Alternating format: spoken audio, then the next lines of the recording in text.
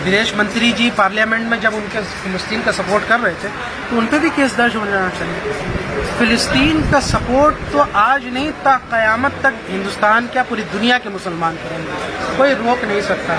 सवाल ये है कि जो इजराइल का झंडा लहरा रहे थे उन पे FIR कब हो?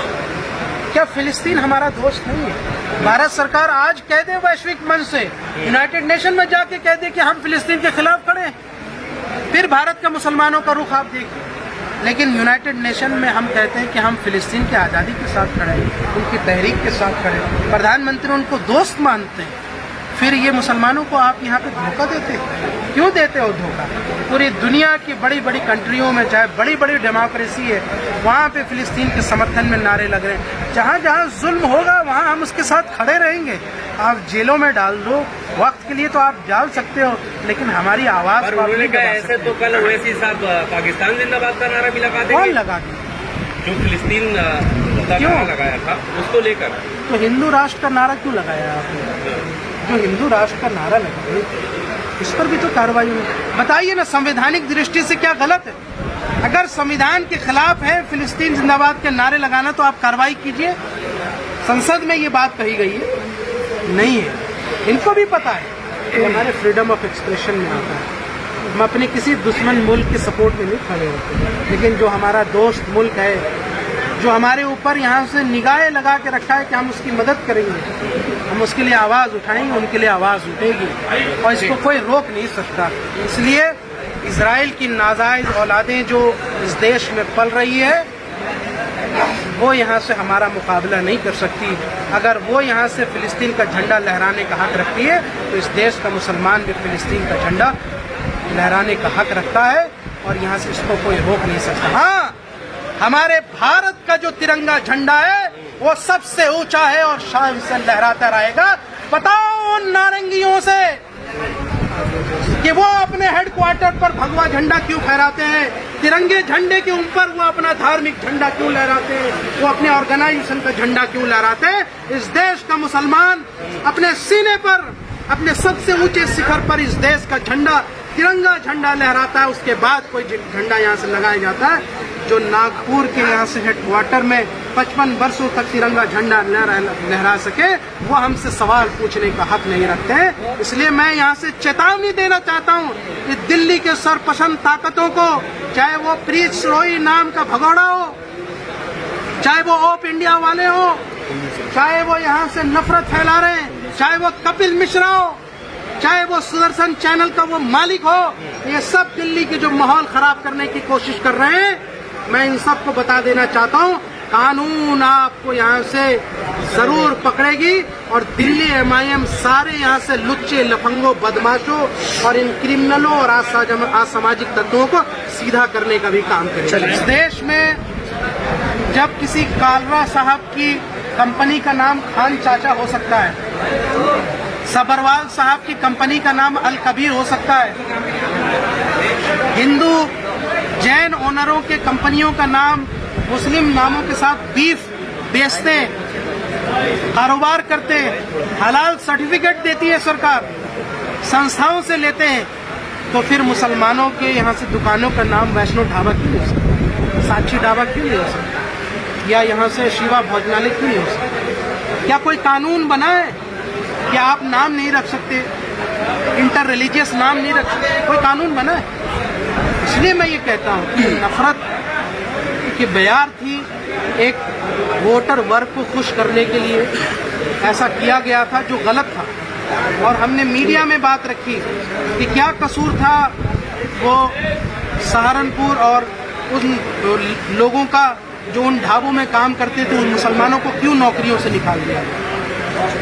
क्या यहाँ पे कोई कानून था कि सिर्फ हिंदू होटल में सिर्फ हिंदू ही काम कर सकता है, या मुसलमान होटल में सिर्फ मुसलमान ही काम कर सकता है? पर वो सवाल ये भी कर रहे हैं उन यात्राओं पर यहाँ से जो मस्जिदें और बाजार थी उनको क्यों चादरों से ढक दिया गया? जब वोट देने की बारी आती है तो मुसलमान उनको वोट देता है जिनकी पार्टी की सरकार हिमाचल प्रदेश में है और जावेद की दुकान लूट ली जाती है, लेकिन कोई कार्रवाई नहीं होती और गिरफ्तारी भी जावेद की होती है। मोहब्बत की दुकान को आप सजाए बैठे, मुसलमान भी उनको वोट देता है, लेकिन जब कोई मसला आता है तो ये उम्मीद करते हैं कि बैरिस्टर साहब बोल रहे हैं, MIM बोल रही है, MIM तो बोल रही है, दिल्ली मजलिस भी बोल रही है, बैरिस्टर साहब भी बोल रहे हैं, लेकिन मुसलमानों कभी उस वफा का सिला भी तो दो, कभी वफादारी तो निभा के दिखाओ।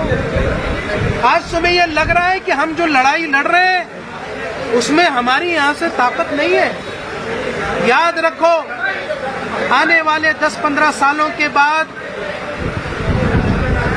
देश का मुसलमान बैरिस्टर असदुद्दीन ओवैसी साहब को वैसे ही याद करेगा जैसे आज हम एजुकेशन की क्रांति में सर सैयद को याद करते हैं। मुसलमानों की पॉलिटिकल क्रांति में बैरिस्टर असदुद्दीन ओवैसी को याद किया गया। मैं ये पूछना चाहता हूँ कि जब अस्पतालों में खून चढ़ाए जाते हैं तो क्या उन पर नाम लिखा जाता है? जब सिप्ला कंपनी, जो एक मुसलमान की कंपनी है, वो जब दवाएं खाई जाती है तो देखा जाता है कि मुसलमान की कंपनी है या हिंदू की कंपनी है? मुझे ये बताइए कि रमज़ान जब आता है तो क्या ये मुसलमान कहता है कि हमारा रमज़ान है, रोज़ा है, लिहाजा दिल्ली के जितने रेस्टोरेंट हैं उसको आप बंद कर दीजिए, जितने शराब की दुकानें हैं वो बंद कर दीजिए? क्यों नहीं बंद करते आप? हम तो शराब नहीं पीते। जब रमज़ान के मौके आते तो क्या कभी हमने कहा कि जो यहाँ से दूसरे नाम, जो हिंदू साथियों की जो दुकान है उसके नाम चेंज कर दीजिए आप?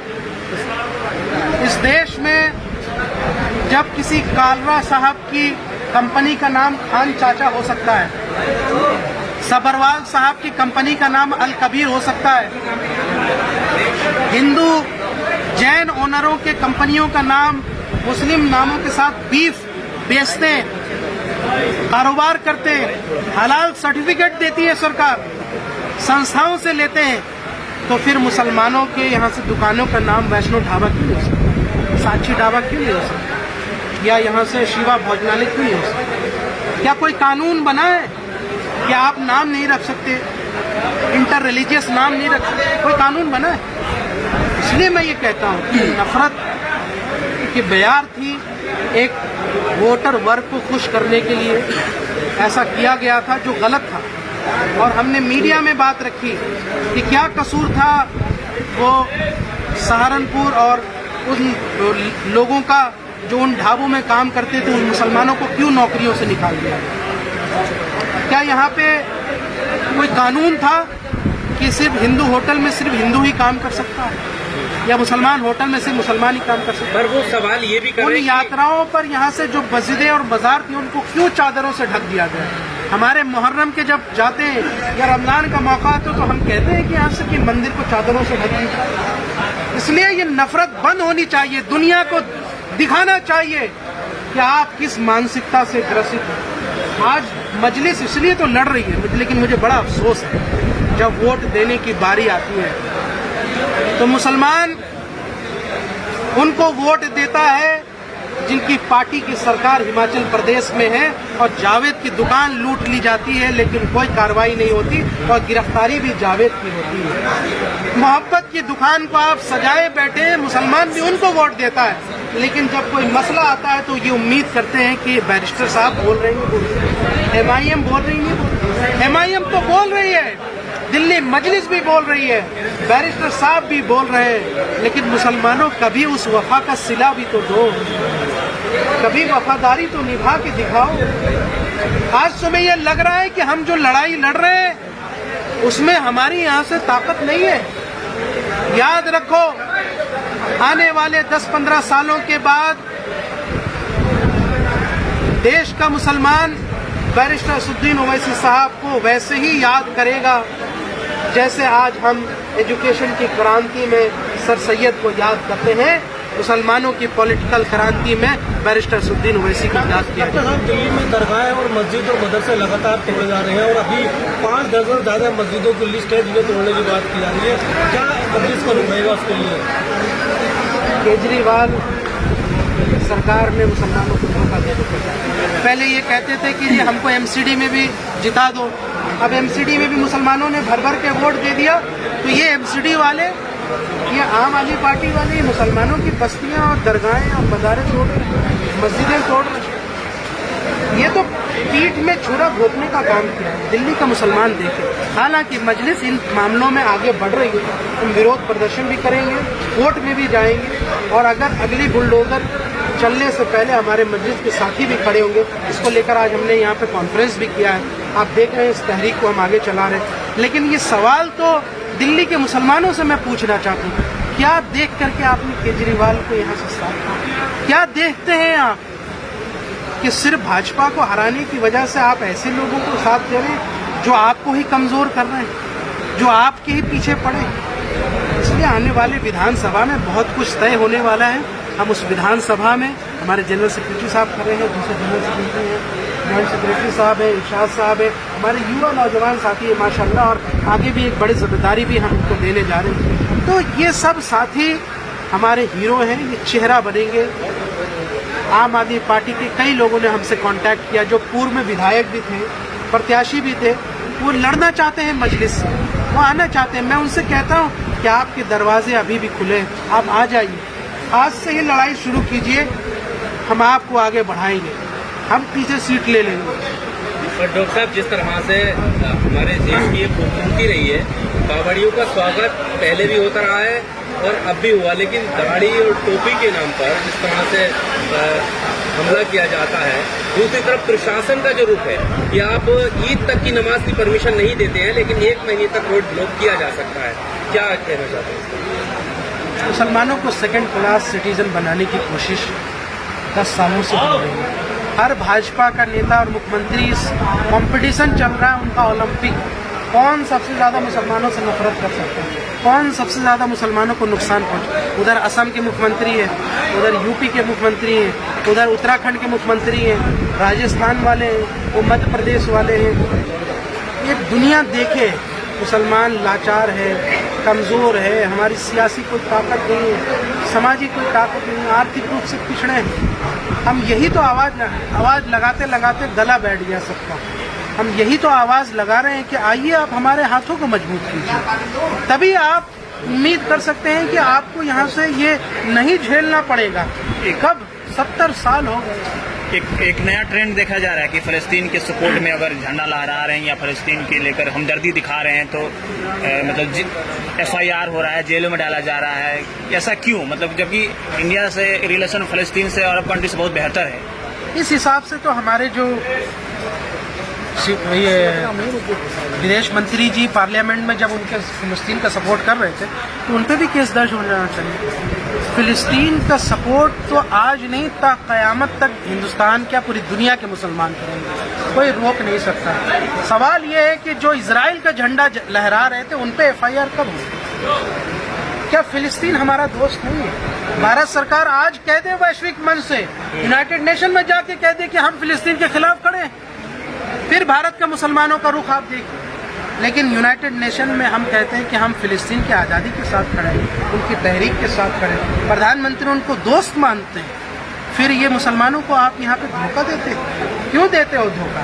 पूरी दुनिया की बड़ी बड़ी कंट्रियों में, चाहे बड़ी बड़ी डेमोक्रेसी है, वहाँ पे फ़िलिस्तीन के समर्थन में नारे लग रहे हैं। जहाँ जहाँ जुल्म होगा वहाँ हम उसके साथ खड़े रहेंगे। आप जेलों में डाल दो, वक्त के लिए तो आप डाल सकते हो, लेकिन हमारी आवाज़ उन्होंने कहा ऐसे तो कल ओवैसी साहब पाकिस्तान जिंदाबाद का नारा भी लगा देंगे। कौन लगा दी? जो फ़िलिस्तीन का नारा लगाया था उसको लेकर। तो हिंदू राष्ट्र का नारा क्यों लगाया आपने? जो हिंदू राष्ट्र का नारा लगाए इस पर भी तो कार्रवाई हुई। बताइए ना, संवैधानिक दृष्टि से क्या गलत है? अगर संविधान के खिलाफ है फ़िलिस्तीन जिंदाबाद के नारे लगाना तो आप कार्रवाई कीजिए। संसद में ये बात कही गई है, नहीं है। इनको भी पता है कि हमारे फ्रीडम ऑफ एक्सप्रेशन में आता है, हम अपने किसी दुश्मन मुल्क के सपोर्ट में नहीं खड़े होते, लेकिन जो हमारा दोस्त मुल्क है, जो हमारे ऊपर यहाँ से निगाहें लगा के रखा है कि हम उसकी मदद करेंगे, हम उसके लिए आवाज़ उठाएंगे, उनके लिए आवाज़ उठेगी और इसको कोई रोक नहीं सकता। तो इस देश का मुसलमान भी फ़िलिस्तीन का झंडा लहराने का हक रखता है और यहाँ से इसको कोई रोक नहीं सकता। हाँ, हमारे भारत का जो तिरंगा झंडा है वो सबसे ऊंचा है और शान से लहराता रहेगा। बताओ उन नारंगियों से कि वो अपने हेडक्वार्टर पर भगवा झंडा क्यों फहराते हैं, तिरंगे झंडे के ऊपर वो अपना धार्मिक झंडा क्यों लहराते हैं, वो अपने ऑर्गेनाइजेशन का झंडा क्यों लहराते हैं। इस देश का मुसलमान अपने सीने पर, अपने सबसे ऊंचे शिखर पर इस देश का झंडा, तिरंगा झंडा लहराता है। उसके बाद कोई झंडा यहाँ से लगाया जाता है। जो नागपुर के यहाँ से हेडक्वार्टर में 55 वर्षों तक तिरंगा झंडा लहरा सके, वो हमसे सवाल पूछने का हक नहीं रखते। इसलिए मैं यहाँ से चेतावनी देना चाहता हूँ कि दिल्ली के सरपसंद ताकतों को, चाहे वो प्रीत रोई नाम का भगोड़ा हो, चाहे वो ओप इंडिया वाले हो, चाहे वो यहाँ से नफरत फैला रहे हैं, चाहे वो कपिल मिश्रा हो, चाहे वो सुदर्शन चैनल का वो मालिक हो, ये सब दिल्ली की जो माहौल खराब करने की कोशिश कर रहे हैं। मैं इन सबको बता देना चाहता हूँ, कानून आपको यहाँ से जरूर पकड़ेगी और दिल्ली MIM सारे यहाँ से लुच्चे, लफंगों, बदमाशों और इन क्रिमिनलों और असामाजिक तत्वों को सीधा करने का भी काम करेगी।